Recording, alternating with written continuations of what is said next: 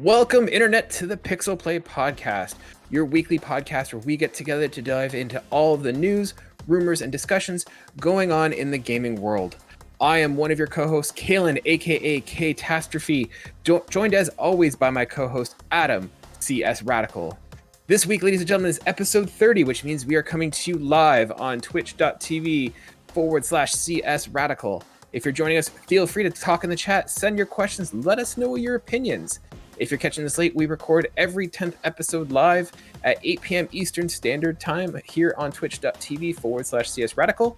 However, if you missed us, you can always catch us on YouTube at Pixel Play Podcast, or you can reach us out on Twitter and Instagram at pixelplaycast, and you can always send your emailed questions to us at pixelplaypodcast@gmail.com. In this week's episode, we are going to be talking about remasters. Two new studios are coming out, admitting that they are rumored to be building some remasters, and we're going to talk about what that means both for the industry and what we can expect from those studios. We're also going to be talking about rumors regarding PSVR 2. Adam is coming in hot with a rant, and we are going to be giving an untimely review for Final Fantasy Intergrade DLC. Adam, let's get started right into it. How are you doing, my friend? It is the hottest day I think we've had so far in this province, and it is not fun. I am looking over at my thermometer right now. It says it's just shy of 30 degrees Celsius in this room. I don't believe it, but at the same time I still believe it. But other than that, I mean, my car's in the shop for also overheating, so who knows? Maybe there's a trend going on this. I got some hot takes on this show. My car's overheated. I'm overheating in this room as we speak. I feel like the title of this show should be 30 episodes of nonstop hot stuff. Oh, yeah, it's kind of it's interesting that it's all, it's all about the 30s and the heat and the humidity and the hot takes. It's way too ironic. I don't know how I feel about this. All the stars are aligning, my friend. Yes. Let's just jump right into it, Adam. Where do you want to start? Do you want to start with remasters? Do you want to start with PSVR? Or do you want to get the hot take out of the way? I mean, can we do the virtual reality first? Because maybe it puts me in a world where I'm not in this, sauna of a room. Sure, let's escape from your hot sauna, the desert in which you live in, and let's jump into the future and talk PSVR 2. Ladies and gentlemen, this is coming to you from Kotaku. Article is by Alexandra Hall. She writes, a video posted today by popular YouTube VR channel PSVR Without Parole purports to have new information about Sony's next generation virtual reality hardware. PSVR Without Parole claims to have sourced fresh information from a private conference Sony held on Tuesday for prospective PSVR 2 developers, the occurrence of which was independently corroborated by Upload VR. So, jumping into what they're talking about, the codename for the platform is NGVR, obviously stands for Next Generation VR, but it'll probably be called PSVR 2 when it's released. So we're going to get a little bit nerdy with the technical details. Once again, Adam and I, this is not necessarily our specialty, but we could talk about it a little bit. As Uploaded VR reported in May, PSVR's 2 display will have a resolution of 2000 by 2040 per eye, which is a solid little bump above the world's current most popular headset, the Oculus Quest 2. In addition, PSVR Without Parole suggests the screen will utilize OLED display technology and support high dynamic range, HDR, potentially giving it a more vibrancy, deeper blacks, and greater brightness than Quest 2 more typical non-HDR LCD display. So we're already seeing a little bit of a better screen and a little bit more color there. The new kit will supposedly feature a 110-degree field of view, up 10 degrees from Sony's original PSVR, and around 20 better than the slightly scuba-masked feeling Oculus Quest 2. This field of view will be accomplished in part via Fresnel lens, which come with pros and cons that the Quest users are already well acquainted with. Perhaps the biggest news back in May was the PSVR 2 will feature eye tracking capability, which will make possible a much desired performance improving technique called foveated rendering. Today's video suggests that PSVR 2 will also feature another new technology called flexible scaling resolution, or FSR, which concentrates the rendering resources on the player's area of focus to further reduce the load on PS5 hardware. So as I'm reading it, what it'll kind of do is where you're looking is where it'll spend most of the time, rendering, and then kind of as it gets further out from where you're focusing, it'll kind of not render as much. But it's not entirely clear how FSVR will differ from foveated rendering. As for the controllers, PSVR without parole corroborates PSVR upload VR's information from May that PSVR 2 will have some haptic feedback in the headset to help reduce motion sickness, apparently via a rotary motor. Also, back in March, the Sony blog revealed PSVR's 2 controller design. We've already talked about that in depth, but today's video describes these as capacitive touch sensors that have an analog quality to them that will let them sense the positions of your fingers even when your fingertips hover over them. PSVR 2 will be able to use this data to make guesses about pinky and ring finger positions, ostensibly allowing for more natural in-game gesturing. Ooh, that might not work well. Finally, for some more interesting tidbits dropped via the vid concerning software. The claim is that Sony is looking to move away from so-called VR experiences, referring to things like, where you're Batman, like the Batman detective game, or, where you're going in a scuba tank and just seeing some sharks swim around. And they're going to go for more console quality AAA games. Further, it said that Sony thinks the best way to accomplish this is to create hybrid games that support both conventional display and virtual reality, sort of like Capcom did with Resident Evil 7. Apparently, the intent is to let the player download just the version they want to play, standard or VR, saving on download size. So they didn't talk about PSVR as well. So it says there wasn't any explicit mention of PSVR 2 being backwards compatible with PSVR games, which seems mildly concerning. A lack of backward compatibility with older VR purchases would be a big misstep, so they're expecting that Sony will take care of its earliest adopters. However, Sony did mention intent to make a big push to remaster PSVR 1 games to new hardware, so it'll be interesting where that goes. So, Adam, first of all, did you find that PSVR, like the original one, was a success? And do you think that PSVR 2 is going to exceed that? I personally don't know, financially whether it's a success or not. I thought that it did exactly what it needed to do when it first came out. Now, I didn't buy one because I don't have the money to kind of burn around to, get a virtual reality experience along with everything else. I barely afford new games, so what the hell am I going to do with a VR controller? But I figured that what they were doing was a bit different from what all the other VRs were doing, in that you need a full room for most VRs like your Oculus and things like that, whereas PSVR you can just as easily do on your couch because it's more just looking around. There are some experiences where you would still want to have that extra space, but you could play Borderlands in VR and just literally you're just playing and just being able to look around like you would if you were actually there. And I thought that was a really good idea. And furthermore, because they want to concentrate on more of a AAA experience, like you said with Resident Evil 7, it makes perfect sense, because if you got first-person games, it makes perfect sense to throw it in VR. It seems pretty easy to me that, if Call of Duty is going to come out with a first-person shooter every year, that's a great moneymaker for people who own a VR thing. Because I don't know if it means that they'll have them bought separately, or if maybe, you pay an extra $20 on top of the normal version and you get the VR version. I don't know if it's a separate purchase entirely at the same price. Not really sure. But either way, that's going to be the key with PSVR 2, or whatever they end up naming it. It's going to be that it needs to have a game library that makes it worthwhile. Otherwise, it's just what it always has been. It's just, extra hardware for someone who has a little bit extra to burn and just kind of have sit on the shelf once in a blue moon. But I mean, in terms of what we've seen, we've already seen some of what the controllers are looking like and the extra haptics and stuff. I think everything on paper gives it something that at least intrigues me, when normally I wouldn't even think twice about getting something like this. Now I'm actually okay, now I'm curious. Now let's just see what you got for the games, and that might actually push me further into maybe saving up for that rather than something else. Will it be enough? Who knows? But at this current juncture, I'm at least curious, which is far more than the original VR ever did for me. Yeah, I think PSVR, the original, I had one and it was cool, and I feel was it a success? I'd say yes, but with a caveat. They went an interesting route in that they were for more or less they were the approachable, they were the one that you can go into that didn't require a $1,000 gaming PC and then resources. So they were an easy entry for people to get in and test the waters and kind of explore the technology. Was it a hit in terms of having master games you had to play? No, I mean, there were games that were worth playing, but not all of them.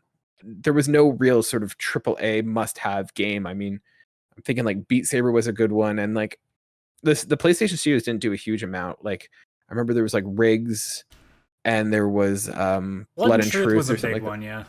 But it wasn't in the sense that it lit the world on fire, that it was a must play game. Like it was like, if you have it, it's worth getting. But like they kind of got weird. I think one of the hiccups with the PSVR was the fact that they never came out with a motion controller. The fact that they were using the PlayStation Move that they had created before, I think kind of hindered it and limited it. And so then they came up with I forget what it was, the gun that they had, which is basically just like some PVC piping with a Move controller attached to it. Oh, okay, and, yeah. And those became hard to get. And so like even now, I don't even know where you could buy one. Oh, and here's another good one was the that's the Blood and Truth, but there was another one. It was I Expect You to Die, and that was another good sort of one that my wife and I enjoyed playing. But once again, it was never one of those like, oh man, you have to play this. Watching them people play it kind of makes me want to play this now. that's always the thing with VR games. Like whenever you see it being played, you're like, man, it looks so good, and then you play it and be like, all right, this is pretty fun, but like I spent a lot of money for this. It's always the challenge with VR. Yeah, and that's the thing. Now, here's where I'm thinking. Like, I think having a better controller was going to be good, and I think there's benefits there. My concern is I'm hearing all these things that they're talking about, and what I hear is that this sounds expensive. Yeah, and I think that is going to be a big challenge for PSVR 2. Is that you now have this console, and I imagine, like, I think when PSVR 2 came out, it was like $250, and that was just basically for the headset. That didn't even include the controllers, which you had to buy separately. And now with these new controllers, I imagine they're going to get bundled in. I could see this thing costing $400-500 for one of these, and that's a pretty big ask without a killer app there. You might be paying the price for a console just to have the VR version of said thing. So exactly, I think one of the other things, and they haven't talked about it yet, that I think is going to be a key focus for this, is that if they don't have if it's wired, I think that's gonna be another hindrance. Like for me, I've got my system, but it's like, oh, I got to take out the wires, I got to plug it all in, and it's cumbersome and it's annoying. So I think wireless is going to be a key factor that I think will kind of make or break the console, because it's not nice to have it sit there with all the wires and stuff on your front display. So I think they need something that is wireless. I mean, unless like as we've said before with other consoles, like we talked about the Switch recently for the similar reasons. Like if there's a library that's actually really, really good on the VR, it might actually like let you kind of like be okay with some of the things, like you said, the wire mess and things like that. Because if the games are that much fun and worth it, then maybe it's something that you actually look at and be like, you know what, it is a bit of a hassle, but man, it's fun when I get to use it. 100%. And this was going to bring up my next question.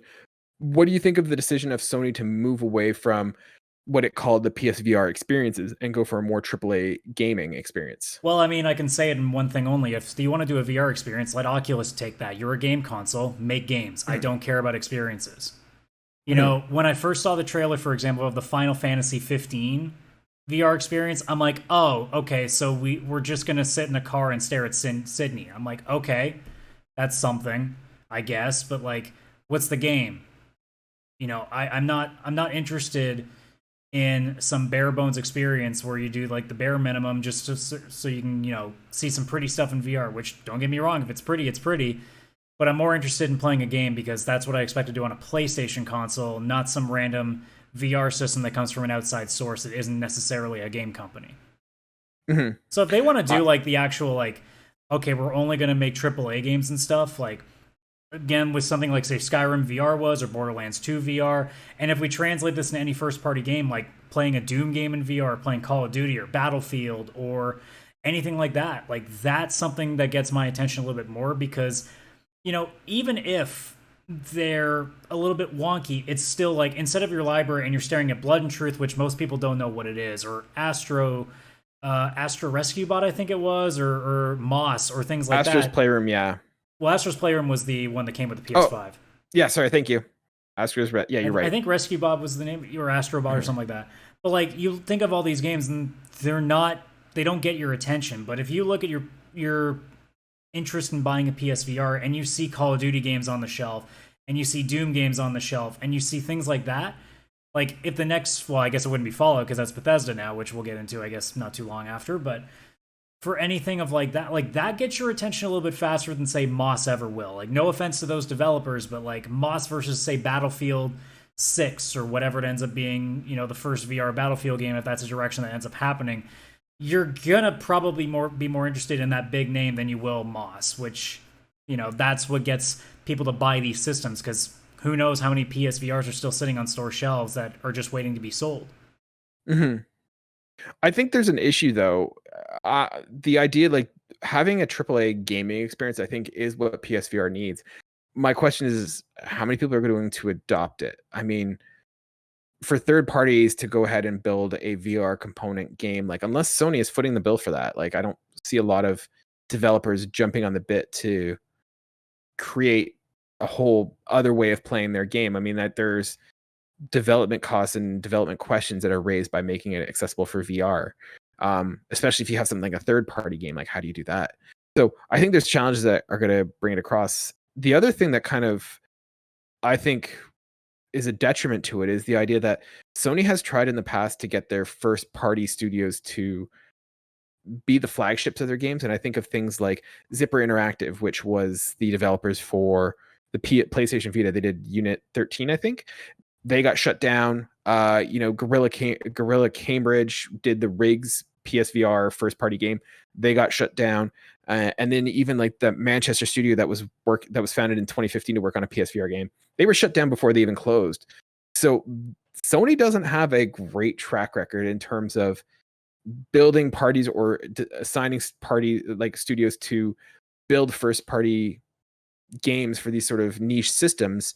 And then if it doesn't work well, they close them. And so I can't think of any developers that would be chomping at the bit or willingly taking the mantle of being the one to make a PSVR AAA game, because there's a lot riding on it. And if you don't get it right, there's not a good track record of what happens to those studios. Well, I mean, this would be a great time then to bring in an old franchise and give that a good shot. Like maybe this is where Killzone comes back into the fray, and maybe you take a shot at that, because that's probably what you have to do first. You have to take a couple of major games and VRify them, and you would have to come straight from first party studios at Sony, so that way you at least can show you're serious. And if they end up doing okay, like even if, you know, PSVR 2 sales might not be great at the time, but if the games get really, really high reviews, that gets people's attention. And maybe you can start using that to go to other developers and say, hey, like, is this something you'd be interested in? If they're a little bit weary, say, like, look, we'll front part of the cost, we'll do a deal with you, like, whatever else. Because, I mean, we've seen this before with developers working on, you know, exclusive content for Sony or Microsoft or anything else like that. So Sony, I'm sure, could, like, say, like, look, we'll do this brand deal with you guys. We'll maybe shoot a little bit of money your ways to cover some of the cost. Like, there's always a bunch of ways they can do it, because they're gonna have to make a good push to really get this one out of the park. Because I mean, I don't know what the financial results were of the original console, or I guess the original hardware, but they really need to make this one stick, I would imagine. So I figure they're gonna take a pretty good shot at it this time, instead of just you know, kind of haphazardly throw a few games out into the ether. I think they know that they have to do a little bit more on this one to kind of get the attention. And it won't just be the hardware, even though it's gotten my foot at least in the door, but it's going to take a lot more than that to really like keep me in there, shut the door behind me, and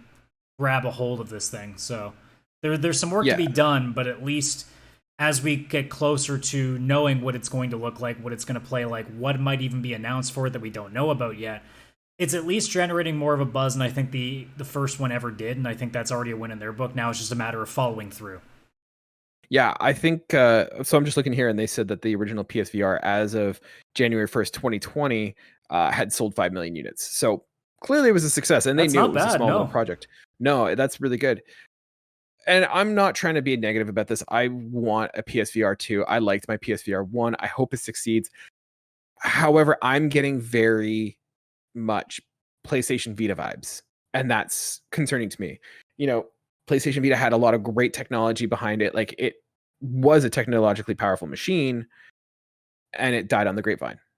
And it was supposed to have, you know, first party developed games focused on it, and then it died. And it was basically because of the concerns that I have for this, is that it was very expensive. So not a lot of people got in. A lot of game developers made these games. They didn't sell through quickly because, you know, they were too expensive to make and for the player base that they had to do it. So like, I want it to succeed. I do, but I am very much getting, like I said, a PlayStation Vita vibe from it, and that concerns me. So I want it to do well, but yeah. I mean, only time will tell, and I'm holding out that we actually get something pretty good because I've said it before, like every time we invent something new, it's always going to be really rough when it first starts. I'm hoping that what this one specifically does is shows us what we're going to get towards now. Like we're now in the steps of like, okay, now we're starting to get a hang of it. Now let's start making some cool stuff for it. So I'm kind of hoping for that. Yeah, like I am too. I just, like I said, I'm getting some vibes that don't jive well. Speaking of, like, we've been talking about what's coming down the future. Let's look back at the past. So we've got a couple rumors going around about remasters coming from some studios, particularly Take-Two and Bethesda. I'm going to start with Rhiannon Bevan at The Gamer, who's talking about Take-Two. So they write, as spotted by fans, Take-Two's Interactive's latest, Take-Two's Interactive's latest fiscal report suggests we have 3 remakes or remasters coming in 2022. According to a slideshow put together for the report, these 3 new iterations of previously released titles have not been announced to the public yet, but should launch next year. The document doesn't reveal which Take-Two subsidiaries, Rockstar, Take-Two, and Private Division, is developing the title, making it hard to narrow down. However, the possible candidates include franchises like BioShock, Borderlands, Civ, and Red Dead Redemption. A next-gen upgrade for Red Dead Redemption 2 would be a likely pick, considering it was among the last big releases to launch exclusively for 8th generation hardware. Borderlands 3, of course, already has a next-gen upgrade, but that doesn't rule out the previous games in the series getting a PS5, Xbox Series XS release, especially considering that it would coincide with the spin-off Tiny Tina's Wonderlands. And then this is coming from Wired Up Reports about Bethesda. According to information gathered by YouTube Scalzi TV, usually well informed about the world of Bethesda Game Studios, the company, now part of the Xbox Game Studios, would have opened a new internal studio that will focus on remasters and remakes. According to what we learn, the team in question would be known by the name of Artifact Studios and should deal with remakes of old titles. The YouTuber said he heard about the opening of this new division of Bethesda from 2 completely separate sources, and this led him to think that the rumor may actually have some basis. However, it is the same Skulls TV to warn his fellow followers, specifically that a rumor is not confirmed in any way by Microsoft or Bethesda itself. So, Adam, real quick, Take-Two and Bethesda, what games do you think they're... We know there's 3 coming from Take-Two. Which ones do you think those are? What do I think they'll be? Red Dead 1 would I imagine would have to be one of them. I want to make the joke that it's just going to be 3 versions of GTA 5 again, but Red Dead 1 makes sense. I'd probably lean to say GTA 4. And then after that, because after that, now you have to start going back to like older games, and I'm still thinking like, I don't remember what everything is under Take-Two. My brain is just circling Rockstar right now, because all I'm thinking is like Max Payne. But if I actually had the choice, I'd love them just to do the old PlayStation 2 games and just do all 3 of, like, if there's 3 games, there's your 3 right there. You do GTA 3, Vice City, and San Andreas all in one shot. And yeah. I think for a lot of people that would be huge. I know there's some people that would be like, I'm immediately into 4 and I need 4 really badly. I'm sitting there being like, nobody's cramming for 4. That is not the Grand Theft Auto that people are pushing for. I know a few people that are clamoring for it. I don't like those people, but I know a few people. Adam, I'm sorry, you know all the people clamoring for Grand Theft Auto 4. Jeez, I must know some really, really small anomalies levels of people. I don't know, man. I think you're totally right. I think Grand Theft Auto is one of the games that they're going to remake. And I think the game that they're going to remake is Vice City. I think that's the one that most people are clamoring for.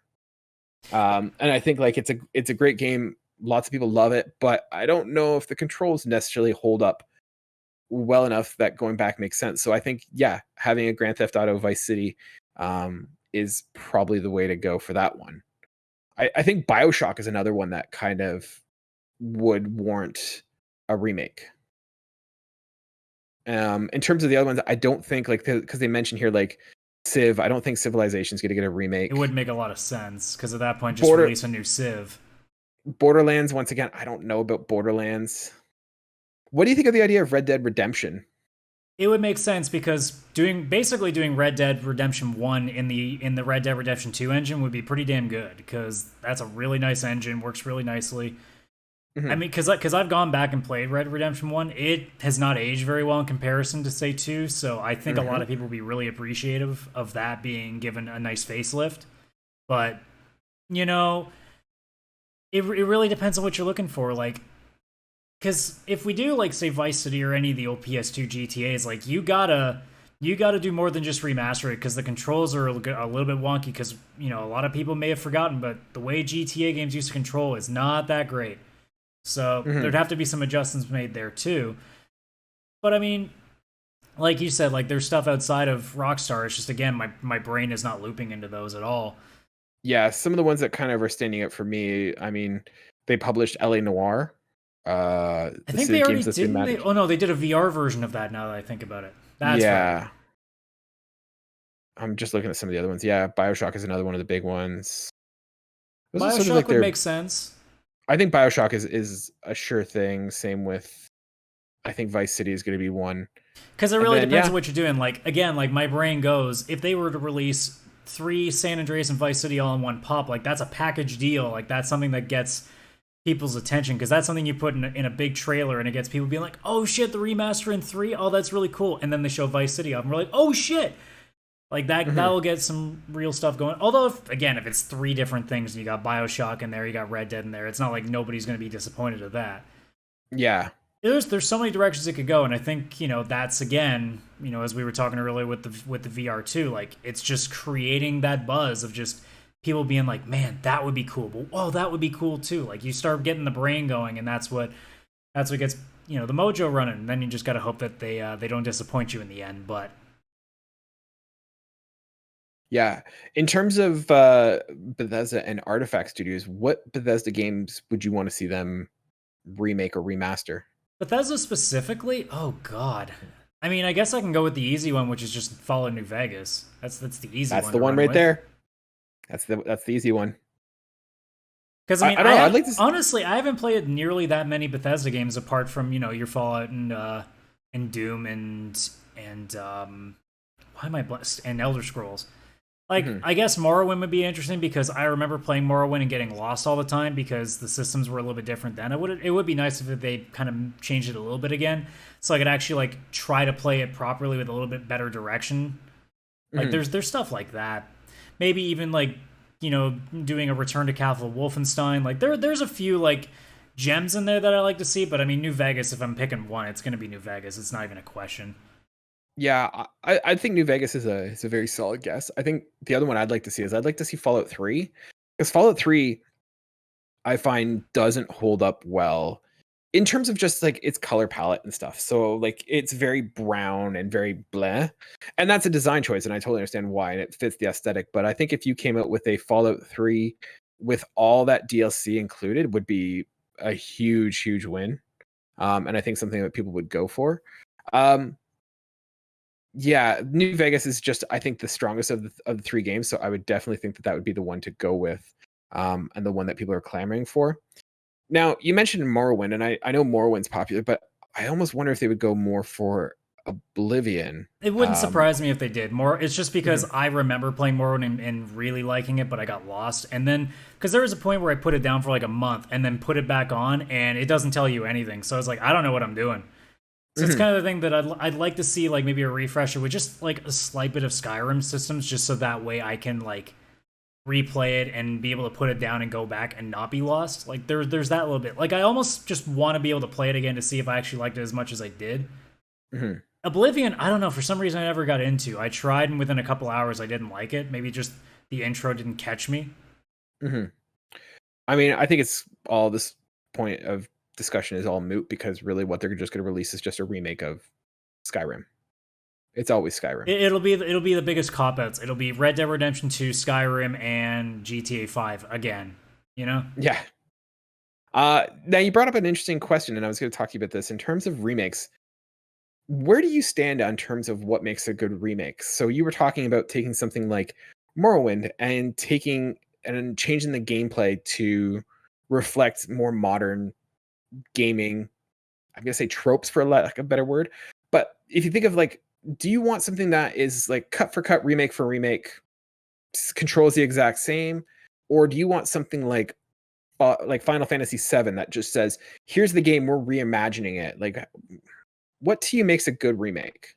I mean, I think you can do it both ways. I mean, Final Fantasy VII Remake, like I said in my review last week, which, now that I finished the DLC, which again I'll get into at the end of the show, like it really just caps exactly what I want from a remake, where it already does the visuals right. That's the easy part. Like, get the visuals done, and you already have a good foundation. Now the real work comes in with the gameplay. So they could have just done the simple thing and just went, slap that old ATB on there, plain as day, and everybody's happy. They went, no, let's actually do something different with it too. And they added the more action-based, even though there is a bit of an ATB aspect to it still, and they kind of switched it up. And then they brought in the open worlds a little bit more, and all the extra stuff that you had to do there. It felt like a brand new game, even though it was taking off an old story. Although, without spoiling anything, the story's not the same either, so not every remake's going to do that. Some remakes will just keep the exact same story. It'll just be a slightly different way of how it looks. But I mean, with something like Morrowind, there's the other option, which is, again, you've refreshed the graphics like you would expect to, but then you just tweak a couple of the things, and you could probably even just put Mass Effect as in a similar thing with the Legendary Edition, where you just take some of the stuff that hasn't aged as well, you tweak that a little bit so it ends up being something that doesn't feel like it's taxing or it's falling flat. Maybe add a couple of new systems in there just to kind of really push it along a little bit faster. So, like, again, with Morrowind, like, a couple of key things realistically would just be a map with waypoints. You have a radar system up top, like so what Skyrim does. Like, there are a few little things that I think if they just put that into Morrowind, it'd be a lot easier for me to handle again. It also brings in a lot more new people in instead of a game that you literally just stare at a map and you know what mission you have, but you got to figure out where that thing is. And it doesn't tell you where. And I know some people like that. I know some people do like, not being able to know where everything is, so they have to find it themselves. But at the same time, if I want to finish a game at some point, I kind of want to know everything. So it goes both ways. But I think it's one or the other. It can be the flat out full complete redesign like 7 Remake did, but I think there's also a case for remakes that mostly just modernize the already decent gameplay that they have from the older game, but just making it so it doesn't feel like a 20-year-old game. Because again, like say with a Vice City, you don't have to do too much for the gameplay to change it. You just have to not make it control like ass. Like, that's really it. You just got to up the what's the word I'm looking for? Like, I guess the sensitivity. It's got to be, you got to have the lock-on controls for when you're shooting. Like, there's stuff like that, like what GTA 5 does. You basically implement that. You've probably got it down pat. It's just a matter of getting it all to work together with, good frame rates and having, the visuals to back it up. There's both ways of doing it. You either overhaul it or you just make it good enough that, like, it doesn't feel like an old game, but it's an older game with a fresh coat of paint and, like, maybe a little bit of WD-40 in the joints. Yeah. See, I'm with you there. I think for me, when you're remastering, like remaking a game, I think it's a bit about, like, it's definitely like graphics. You definitely want the graphics to be improved. And I think it's gameplay. I think you definitely need to refresh the gameplay. If I want to play the old game, I'll just play the old game. But like, gaming in itself is a very iterative hobby. We're not, it's not like something where it's consistent. Like, if the way we watch the movie has not changed drastically since cinema started, but gaming changes almost yearly, and we develop new ways of playing, new sort of quality of life improvements. And unless your game was designed with gameplay, exclusively, and I'm thinking of things like Mario, like the first few Marios, where like the gameplay pretty much was the driving force of that game. A lot of the times, old games start to feel old. They feel iterative, and like you miss the quality of life things that you have now with modern gaming. So when I'm looking for a remake, I'm looking for something that keeps that original story. And this might be because I'm enjoying my single player narrative games or whatever. But for me, it's one that, captures that story that had in the first game, but, giving those quality of life improvements that we've developed over the years or decades since that game has been released. And I think when you go back to old games, you sort of miss that. So I think for me, the perfect remake, if I were to pick one, would be to have a combination of, hey, here's the story you love. Maybe we've tweaked it a little bit, but really what's changed is that it looks nicer and it plays better. And that's sort of what I look for from a remastered game. Yeah, absolutely. Yeah. Now, what do you think of the idea of like just the trend of the industry just starting to push out all these remakes?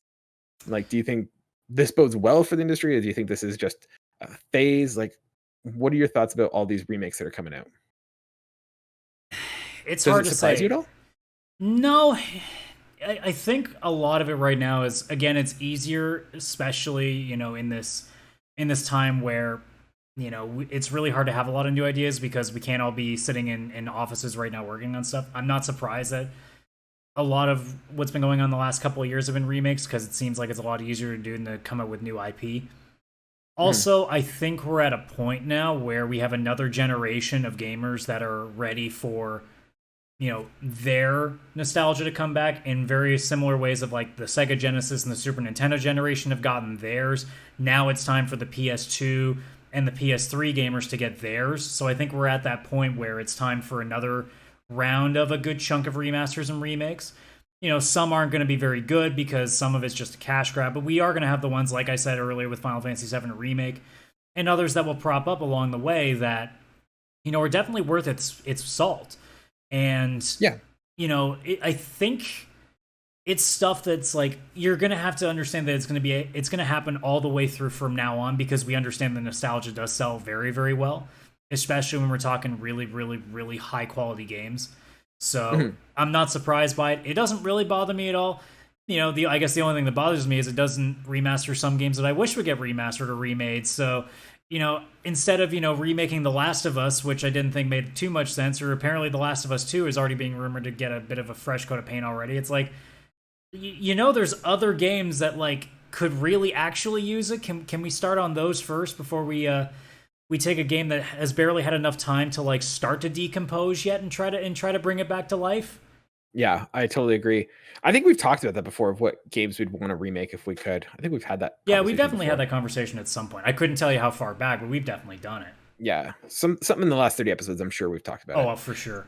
Now, for me, I look at this idea of the remakes and studios putting on this, and like, I think you're totally right. I think it's partially just, everyone gets a shot at it. New developers come out, and like, it's iterative that every generation comes out and they're like, I grew up playing the PS2 games and now I want to remake those PS2 games. And that's totally fine. But I think it's also endemic of a scenario that Hollywood even finds itself, is that video games have now gotten so expensive to make that they're too big to fail, in the sense that they can't really, it is too risky to come out with a new IP with a new story and taking that risk. Whereas you have, like you said, this low hanging fruit that, there is a desire for a BioShock and it's a known property and it will probably do well just selling on the name alone. And so I think a lot of studios are now looking at these remakes as hopefully a way to kind of take non-risky moves to build some cash to make new IP. But I think a lot of them are also just looking at it as just an easy way to just kind of get a project that's going to guarantee to succeed. I think, like they said, the Mass Effect Legendary Edition like blew it out of the water in terms of their expectations. And so I think, yeah, we're going to see a lot more of these remakes. And I think that's going to be a result of just companies being afraid to take risks. Yeah, it's kind of the downside of it, right? Like, for every Horizon, there's always a bunch of new IP that just bomb, and you don't want to be the company that spent millions upon millions of dollars putting your heart and soul into something and it doesn't sell. So, if you have a choice between making something like Horizon or just remastering an Uncharted game, I mean, what's your choice there? Sometimes it's worth taking the risk, because obviously in the case of Horizon, now there's a whole new license that now, again, you have another thing that you can start using as your cash cow, because it's going to get people's attention.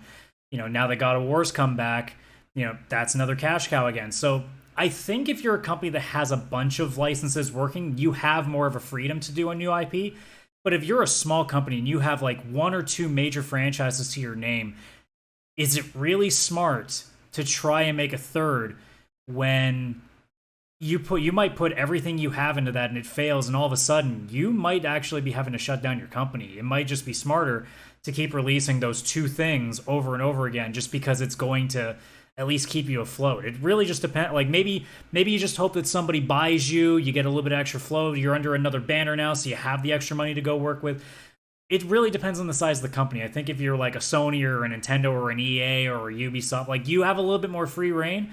But if we're talking smaller developers that aren't like part of a major brand, you got to be careful. That's why I think a lot of them are also leaning in the direction of, remaking or stuff like that, because it's easier for them because they know that they can get some money out of it.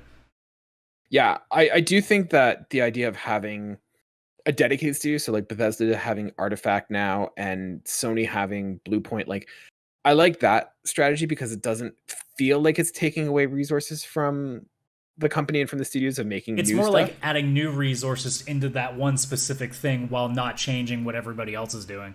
Exactly. And that's kind of what I'm hoping to see. Like I'm glad that that's what Bethesda and Sony are doing, and I hope that more companies do that. Whereas I hope it's not Take-Two taking one of their studios and saying, hey, instead of making new stuff, go remake this old stuff. Yeah, if we're missing out on another Bully 2 game that gets canceled again because of this stuff, I'm going to lose my shit. How long have we been waiting for that? And I'm still waiting for it. I'd love to see it. It's not coming. I know it's never coming. No. But I want it to. Speaking of getting fired up, you said you had some grievances to air. Can I do my review first because it falls in tandem with that? Sure, let's do that. So, ladies and gentlemen, as you know, we are not influential enough or rich enough to get our games early or on time. So we review games on our own dime and on our own time. So we bring you the reviews when we can, as we can, and that makes them untimely reviews. Last week, Adam came to us with Final Fantasy VII Remake, and he said he was playing the DLC, and he has now completed it. And I'm sure, Adam, you love the game, and then this DLC just went sideways and just fell apart, I'm sure. Yeah, right? What a garbage game. I don't know why I spent... It's weird that they made it a free-to-play, role-playing RTS. Yeah, I don't know what they were thinking, making a third-person shoot... Oh, wait, they did that with Final Fantasy VII. Never mind. No, I played the Yuffie Intermission DLC, which was a pretty quick 4 to 5 hour journey. Honestly, like, I'm not going to say too much that would be any different from what you would expect from my review from last week about Final Fantasy VII Remake. For those who are watching this episode, maybe even watching live right now, because we got 5 viewers in right now, I absolutely adored this game. Like, it went from... 7, the original, went from, like, not even in my top 5 of all time for Final Fantasy, and now the remake is, like, my second all time. It's amazing. And the DLC with Yuffie just basically gave me more of what I wanted. And not only did it give me more of what I wanted, it made me actually really enjoy a character that normally you don't get a lot of time with. And that's going to be the crux of my review here. But before I get to that, I'll just quickly, say my little piece about the DLC. It's not too different from what you already expect with the base game. It does add a few interesting things. Like they add this little weird like strategy board game as like a side thing you do along with some of those small things. The missions within the game, in the story, they do a nice job of mixing it because this is kind of a spoiler, but not really. It takes place during the time where the Sector 7 plate gets lowered. So I love how it takes a character that you never see in Midgar and apply it to this story that is all in the first disc of the original game and never happens to be including her. And they found a way to mix it all together. It made perfect sense. Everything falls in line. And they even managed to tie it in, oddly enough, with other games that had nothing to do with the base game either. Like Dirge of Cerberus has a weird connection to this game, which is something I was not expecting. So I had that little bit of a surprise to it too. But most importantly, the story actually does something that, even the base game kind of didn't do. It actually made me like a little bit emotional because the ending actually really does hit a bit of a heartstring, which is, 7 mostly did the good feelings. This DLC kind of like was good feelings and then was like, oh, that sucked. Oh. And then they did a good job of just leading into what'll be, I assume, to be part 2 whenever that happens to finally get released. But the most important thing, honestly, is that they made me love Yuffie more than I already do. I don't know why people hated her so much in the base game. I get it. She stole your materia, but like, I guess you just don't hate... I guess you hate the archetypical anime girl. I guess that's the big thing with Yuffie. I mean, this DLC, I'm like, okay, try hating her now. Good luck. She goes out of her way to make it impossible. Unless you just don't like anime, in which case I don't know what you're doing playing this game at this point. Yeah. And this is so two questions I have for you. So once again, someone who's never played Final Fantasy VII, all that, is this sort of like an original story? Like they're fleshing out a story? Like this was never in the original game? And No, this is completely brand new territory. This character does not even exist in the game during the time that it's put into. So they've written a whole new story.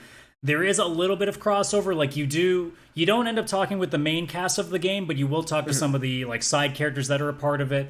They do a good job of putting it together without it feeling like it's taking something away. It's not like Yuffie suddenly joins the game and it ruins like something in the story. Like all of a sudden this thing is explained because Yuffie did it this entire time. No, there's none of that. It's her own thing. It just happens to brush past the main story, but it's her own story. It doesn't take away from anything. Now, the other thing, I'm just watching this gameplay that you've got going on here. We talked about this last week, and that the JRPG anime aesthetic was nothing. That's something that always kind of turned me off of JRPG games. And you said that the first, like the remake itself, was really good about sort of veering away from those tropes. Watching this, it seems like it's fallen back into that very anime sort of wacky, zany, cutesy sort of realm. Is that a fair perception, or that is Yuffie's character though, so it's not a surprise. Like Yuffie is basically that. Okay. You know, she's a teenage ninja who clearly must have watched a few too many cartoons. So instead of growing up to be a serious ninja, she basically just turned into like she must have watched Naruto for her entire childhood and decided that this is what she wanted to do. She is an absolute klutz. She's clumsy as shit, like, and she's just bubbly as hell. So she is an anime girl that's a ninja. So this specific DLC, if that's not your thing, then you probably won't be down for it. But like, okay, you know, and I know I'm not the target audience, and I'm not trying to say that they have to cater to me. I've always kind of looked at Final Fantasy VII Remake as like, yeah, this might be the one that gets in. And just watching this, it's like, no, this is just this specific DLC, probably not. Yeah. Now, do you feel like this is integral? Like, you obviously don't know where the next game is going in this remake, but do you feel like this is integral to where the story is going, or do you feel like this is just a, hey, if you're looking for extra or more, this is more for you to have? It depends. Like at this point in time, I would say I don't think it's going to have anything to do with the main story. Although because of some of the things they've kind of shown, it makes me wonder if maybe there's a few things going to get added in down the line. But like realistically, you take this story aside, there's probably not going to be anything that affects the main plot, because she doesn't, like I said, she doesn't do anything to change the context of the main story. And you know, realistically, like all it does is actually, well, that's a lie. The last 2 minutes of the game, like after the credits roll, does show a little bit of what I guess leads into part 2. That's the only thing. Like they show, like everybody knows at the end of disc 1 in the original game is you leaving Midgar and you going towards, I can't remember the town name. I think it's Calm with a K or something like that. Something like that. But it shows this last little cutscene. It's just showing the main group on their journey towards that next place. So it's nothing. Like that's, if anything, all you gotta, if you don't want to play this DLC, just watch the end cutscene on YouTube and you'll get pretty much what you need out of this. But otherwise, like this is pretty much just an extra. It's giving you a chance to like a character, or at least get a little bit more knowledge of a character that you normally don't get to spend nearly as much time with. Because in the original game, Yuffie doesn't really get a lot, and you can completely bypass her in the original game. You don't even have to recruit her. So this may be some players' first chance of really getting to know her, compared to people who played the original game and just backed off on it because they didn't care for it. So I like that. So like maybe trying to endear her so that when you get to the natural part in the game where, yeah, this is just not doing anything for me, just watching this video. Ladies and gentlemen, if you're listening to the audio podcast, this lady is basically just fighting with a weird cactus. Oh, it's actually, well, I think it's like a DLC weapon, but normally it's just a shuriken. It's just a giant shuriken. Okay, well, it's probably the DLC thing that they summoned a cat to fight a giant robotic. This is not doing anything for me. That's all DLC. That's all stuff you have to buy. Like all the summons and stuff. Yeah, that's all stuff. Oh, you pay for this? Oh my goodness. Actually, I think some of them are free, but I might be wrong. Okay, fair enough. Adam, in terms of where this game is going, how do you want to see it continue? Do you want to see it do more like large installments like the Final Fantasy Remake originally, or do you want to see more of these small 4 or 5 hour sections piecemeal? That's the challenge, right? Like, because now that I've played Intermission, I'm like, shit, do I want part 2 faster, or do I want more of these? Because this is a really good way of fleshing out characters that we normally don't get to deal with. I almost would love for them to like do a small DLC with Avalanche pre-Cloud, like almost like a prequel, like just a quick thing of like them setting up and getting like that first run before the game actually starts. Like there's stuff like that would be really cool. And there's a bunch of other characters that we still haven't even seen yet. You got Vincent, Sid, and Kate Sith, who we all haven't gotten to look at yet. So there's obviously a lot of directions they could go with. They could even go off the board and take some of the villains and give them a little bit more backstory. Like there's some interesting ways of them going about it, because it's not something different they've done before. If I'm not mistaken, there was a phone game way back, like we're talking like 2000s, where they actually fleshed out the I guess you could call it like the Secret Service in the game. They're called the Turks. And they did a game that kind of fleshed them out a little bit, although it's a phone game. You can't really expect much. But there is that part of me that's like, man, I'd be really curious to see what else they could do with like these small 3 to 5 hour installments. And I don't know how much work it takes from them, but like, I think it's really interesting that instead of just being like, all right, base game's done, okay, let's work on the next one and get the story going, that they decided to stop and said, hey, you know what? This person hasn't really got a chance to shine. Maybe we should actually like put some effort into that, maybe do something fun with it, maybe flesh out the story a little bit. And now that they've done it, I'm torn between whether I just want them to get on with the next base game or to do a couple more of these first. That's the ultimate conundrum that I'm kind of stuck with, because they did such a good job with this one personally for me. Yeah. So in terms of rating, how are you going to rate it? I'd still do the exact same thing, give it a 10. And it was quick too, so it didn't outsay its welcome, so I loved every bit of it. Not to mention, there's one point in this where it just randomly breaks out into like a crazy like metal battle music, and I was like, okay, this is cool. But if anybody's played, obviously you're not gonna know, but 13.2 had a very weird like heavy metal chocobo theme where it had lyrics and everything. Very similar to that song, if anybody knows what I'm talking about. Like, they have a random song that just plays out, and there's full-on lyrics in it, and it sounds like a heavy, like, metal, like, kind of, not Limp Bizkit, but, like, a rap sort of metal song, and it was really awesome.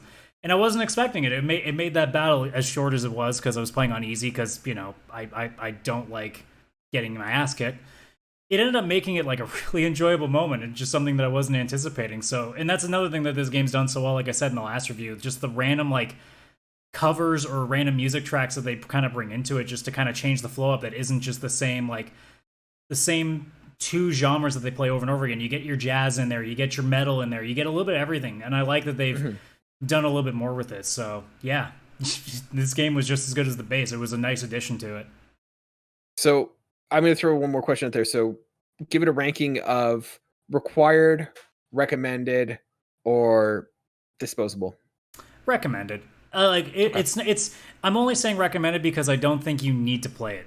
If it was you need to play it to enjoy the story, along with the base game, then I would say required. But because it's its own side story, like I personally think it should be required if you're playing a Final Fantasy game. But it's recommend because you don't have to play it. Okay.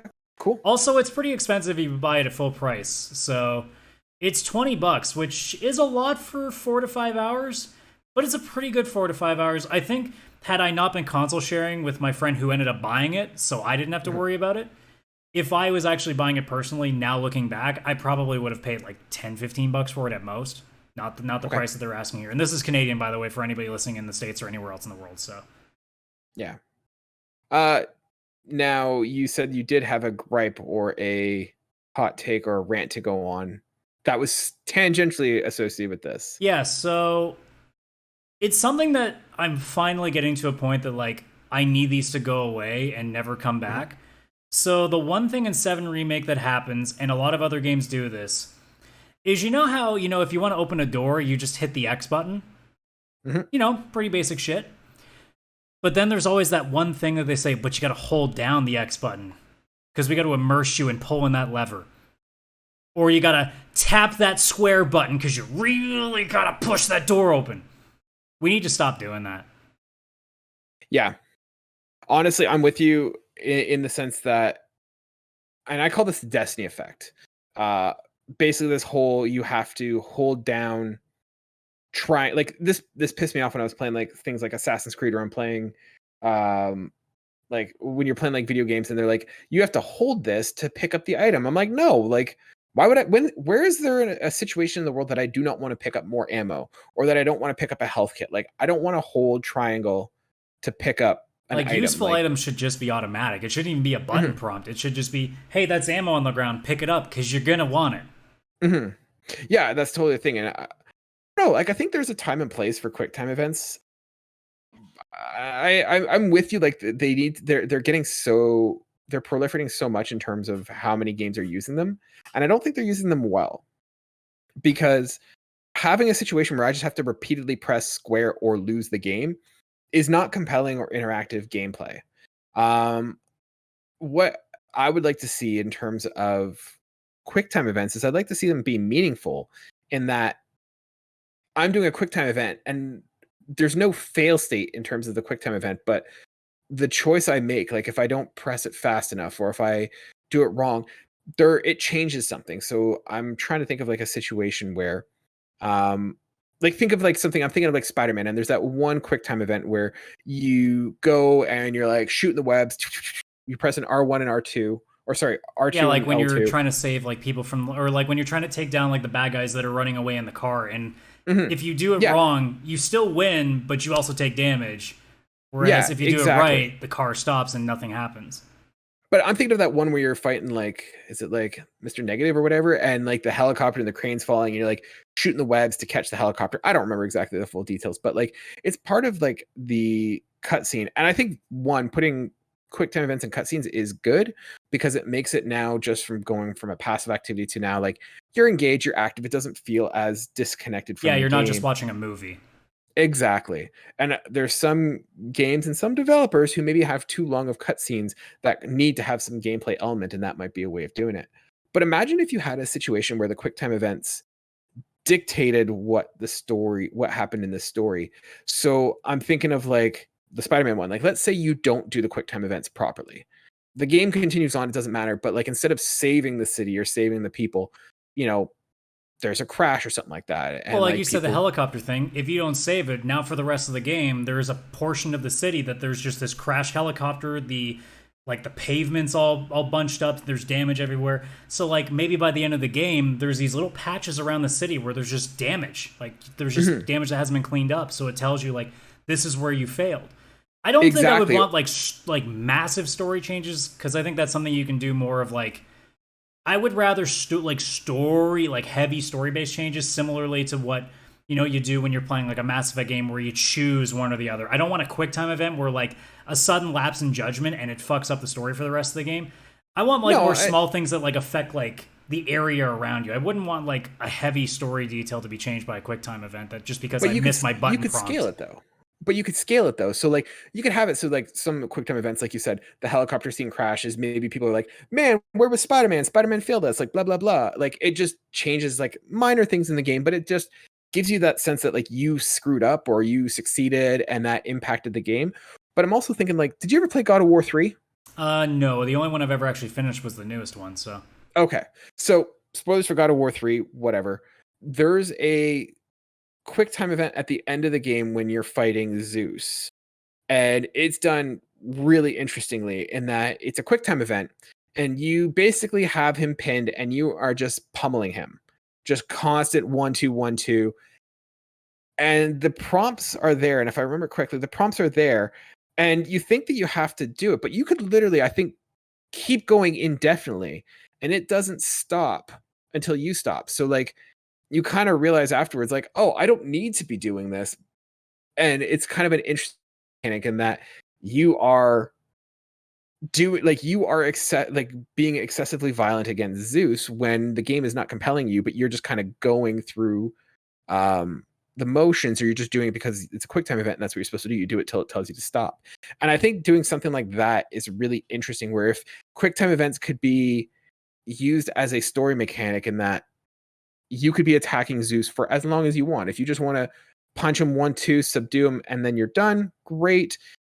If you are wanting narratively to like just take out all your anger and frustration, and you could just go for, minutes to hours if you wanted to, theoretically. And I think that's where it does interesting choices. And so I think having this mindless, press circle, press square, congratulations, you've subdued the enemy, that's boring. Yeah, I think But if I it's think used in the context of like a cutscene, I think there's a lot of different ways you can use it.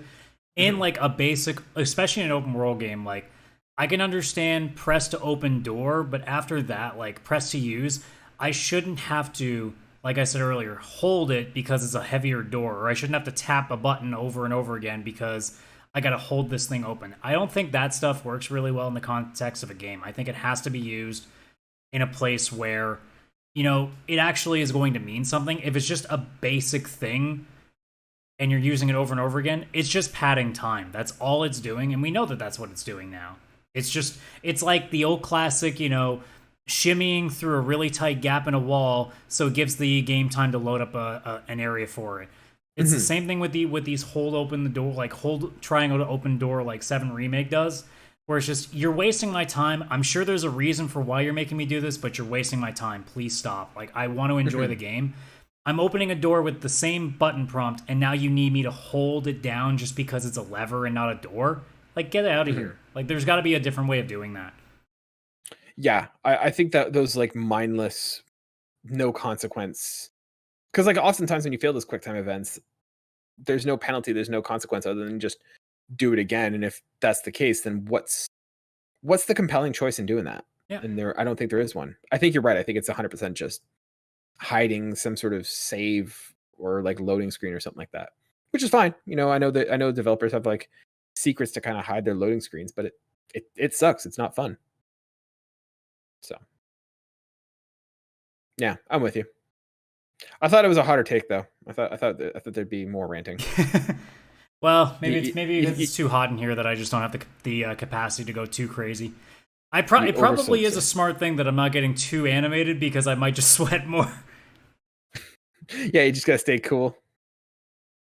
Yeah, let's not talk about Activision Blizzard. Then I'll be in here for another half an hour, and I'm literally going to be sweating buckets by the end of the show. Just beat red, yeah. All right, ladies and gentlemen, let us know what you think about QuickTime events. If you think that, how would you want to see them utilized? Do they kind of suck, or do they have their purpose?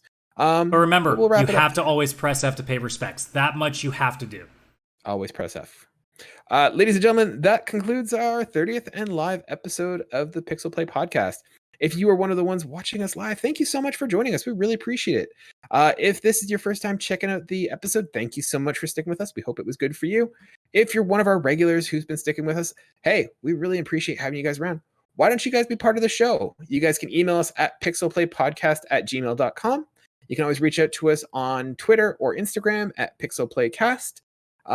Yeah, and that's how you reach us. We are wherever you get your podcasts, and you can check us out at YouTube at Pixel Play Podcast. I've been your host, Kaylan, aka Ktastrophy, and my co-host, Adam, CSRadical. Thank you so much for joining us, and we'll see you guys next week.